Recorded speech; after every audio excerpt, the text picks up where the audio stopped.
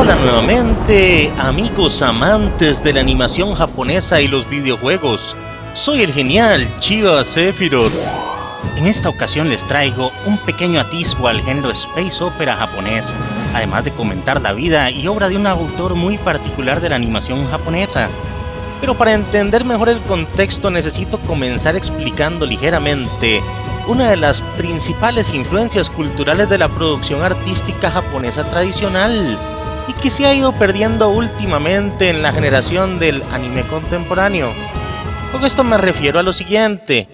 Como muchos saben, Japón peleó en la Segunda Guerra Mundial y la derrota de este país fue tal vez una de las más devastadoras derrotas de la historia de nuestro mundo. La bomba atómica, los designios de un futuro dado por perdido, la enfermedad, la separación familiar, fueron muchos de los grandes problemas con los que tuvo que luchar la nación nipona, aparte de una gran tristeza de la que tuvieron que sobreponerse. Para los artistas de la época fue muy difícil esta realidad. Estaban vetados de su libertad de expresión y sin embargo, a pesar de esta condición, algunos se levantaron en contra de la represión y decidieron tomar la oportunidad de explorar e interesarse por definir su arte, los límites de la sociedad y el desarrollo holístico del ser humano. Grandes creadores de manga y animación como Osamu Tezuka realizaron obras controversiales como los llamados libros rojos, que eran obras de denuncia social y hacían sátiras de la vida y procesos que experimentaba el país. Estos ejemplos mencionados para muchos de estos creadores y muchos de sus consumidores fueron los orígenes verdaderos de lo que hoy llamamos manga. ¿No les sorprende cómo han cambiado las cosas? Afortunadamente, después de la guerra, estas historias se publicarían de forma más abierta. Existen muchos autores de space opera en el anime, entre ellos Rintaro, Shinichiro Watanabe, Tadao Nakayama o el conocido Osamu Dezaki. Pero en el caso de esta reseña me gustaría enfocarme más en Leiji Matsumoto. Matsumoto, como varios de sus colegas de la época, conservará un legado de producción creativa con grandes valores arraigados a la denuncia de las injusticias en un Japón posguerra. Si bien las historias de Matsumoto no poseen una continuidad muy lógica en cuanto al desarrollo de un solo universo, sí mantienen todas sus historias las mismas tendencias ideológicas y valores humanísticos. Hablar de Matsumoto es meterse en un negocio serio. Son demasiados los aportes que ha brindado a la animación y manga nipón, con más de 250 títulos entre él y su esposa Maki Miyako, que también es una famosa mangaka. Con respecto a sus animaciones no puedo mencionarlas todas y me enfocaré en dos títulos principalmente. Podemos empezar con su título más significativo.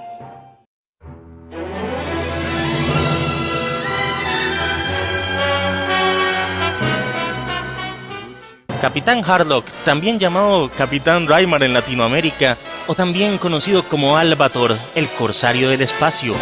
El pirata espacial Harlock es un héroe estoico que sigue su propia filosofía de justicia, desafía los regímenes totalitaristas, no confía en las personas y sus amigos son pocos.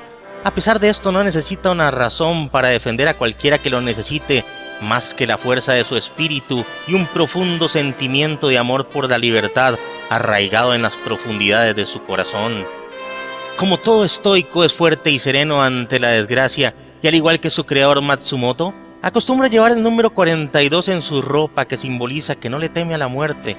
Dado que la pronunciación de dichos números en japonés es shinin, se asemeja mucho al shine, que significa muerte en el idioma nipón. El tema de este número también se debe a que es una costumbre de los pilotos de batalla naval llevar un número para ser reconocidos.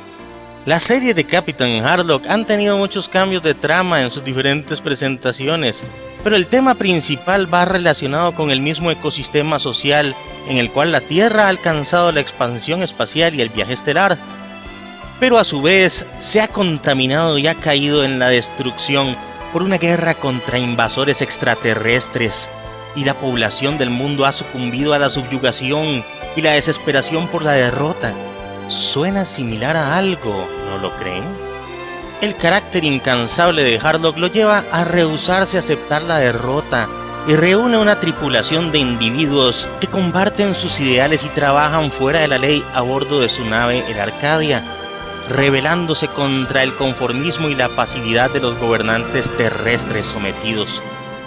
Cada uno de los personajes de la serie poseen características distintivas y su propia personalidad, por lo que es realmente muy enriquecedor ver cómo reaccionan con un personaje tan complejo como Harlock.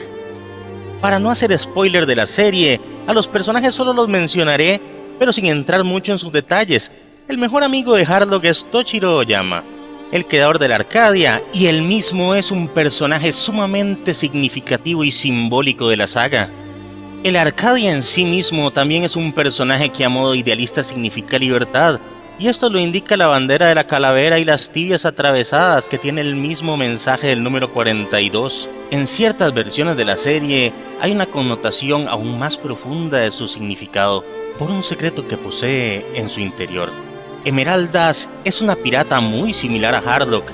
Es la capitana del Queen Esmeraldas, quien también fue construida por el mismo Toshiro, al igual que un sinnúmero de artefactos mecánicos como los Gravity Sabers, la Cosmogun, el Space Wolf, el Cosmo Wing, los Bullets, el Space Trawler, etcétera, etcétera, entre muchos más. Mayu Oyama es la hija de Toshiro y Esmeraldas, la niña de la ocarina, la última esperanza de la Tierra, otro personaje muy simbólico. Mime, la musa alien que toca el arpa y le ayuda a Harlock dándole consejos y moralidad, posee una especie de poderes telepáticos espirituales, y en algunos casos pareciera que Harlock es tan cercano a ella como si estuvieran involucrados románticamente, pero en realidad no lo están. Hay un límite difícil de explicar. El profesor Tsuyoshi Daiba es astrónomo y científico. Fue uno de los pocos que pudo ver las intenciones peligrosas de los visitantes alienígenas e intentó advertir a los gobernantes terrestres sin ningún éxito. Su hijo Tadashi Daiba, al igual que su padre, llegaría a ser miembro de la tripulación de la Arcadia.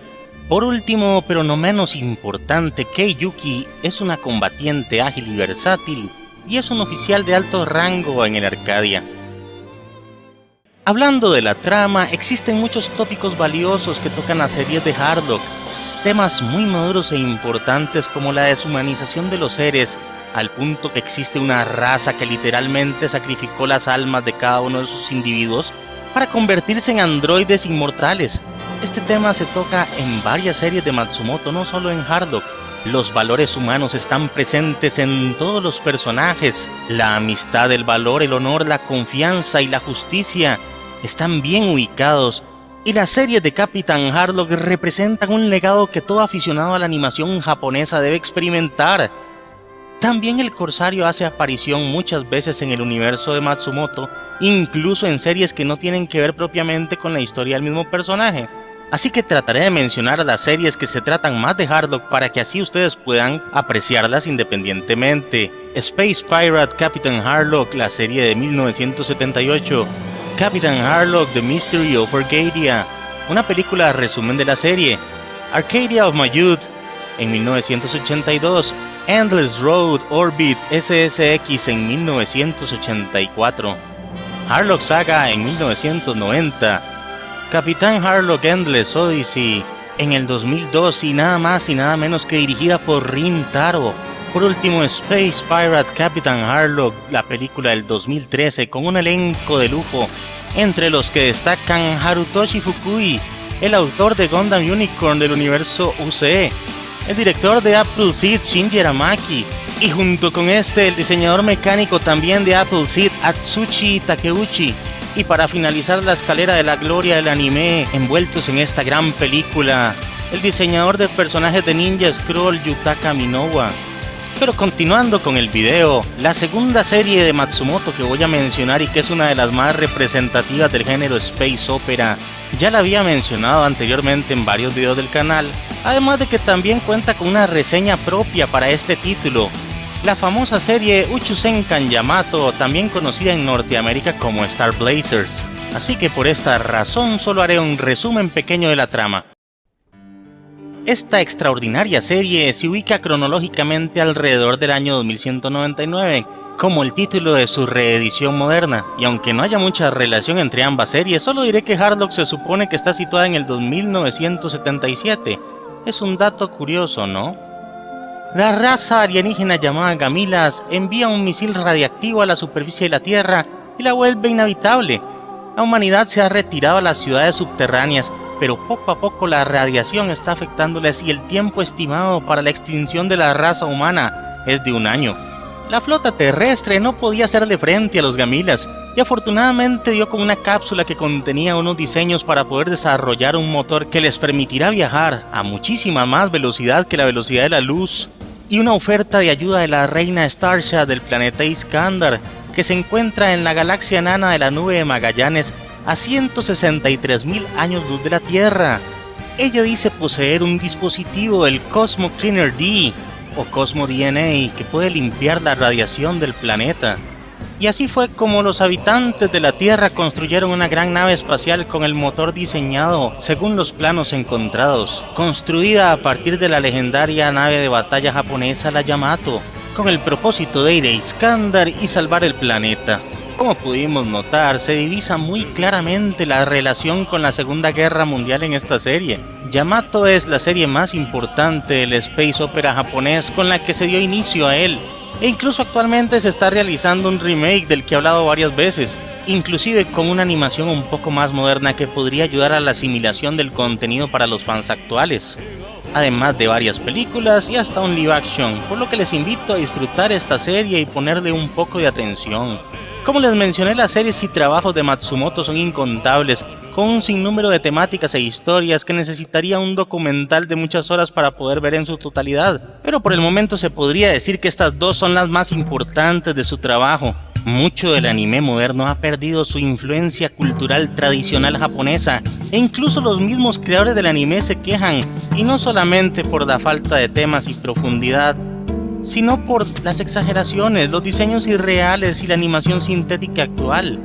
No hace mucho tiempo, Hayao Miyazaki, uno de los productores de anime más influyentes y de calidad artística impecable, dijo lo siguiente: algunas personas pasan su vida interesadas solo en ellas mismas.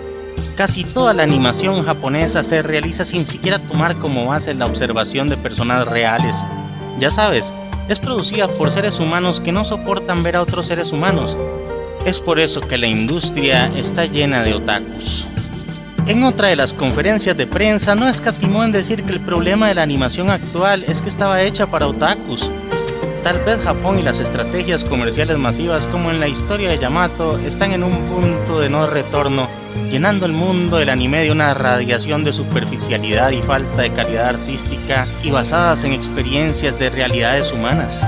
¿Será que nuestra falta de conciencia pueda terminar por destruir el anime? Solo el tiempo lo dirá. Yo por ahora me despido diciéndoles, como siempre, dense la oportunidad de ver series con contenido y valor artístico. Nos vemos en un futuro review y hasta la próxima.